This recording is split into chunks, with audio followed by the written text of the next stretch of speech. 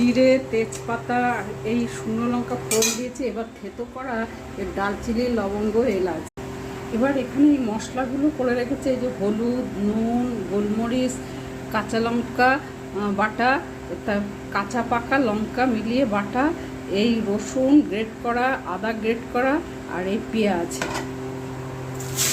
এবার এটা ভাজা ভাজা আলু ভাজা আছে। এবার তেল ছেড়ে এসছে কষতে কষতে। এবার গ্রেট করা ক্যাপসিকামটা দেবো। এবার মাংসটা দিয়ে দিয়েছি। এবার মাংসটা দিয়ে কষ। এবার কারি পাতা দিয়েছি, আর এই সর্ষে দিয়েছি, এই হিং দিচ্ছি, এই যে হিং, আর এই কাশ্মীরি লঙ্কার গুঁড়ো,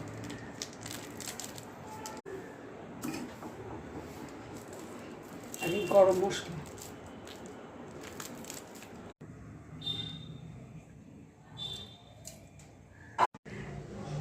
ক্যাপসিকাম গ্রেট করে আলু দিয়ে মাংস রান্না হয়েছে। 600-র মতো দেশি মুরগি, তার সঙ্গে 2টো আলু দিয়েছি, আর পেঁয়াজ বড় বড় 2টো, 3টে রসুন, হাফ ইঞ্চির মতো আদা।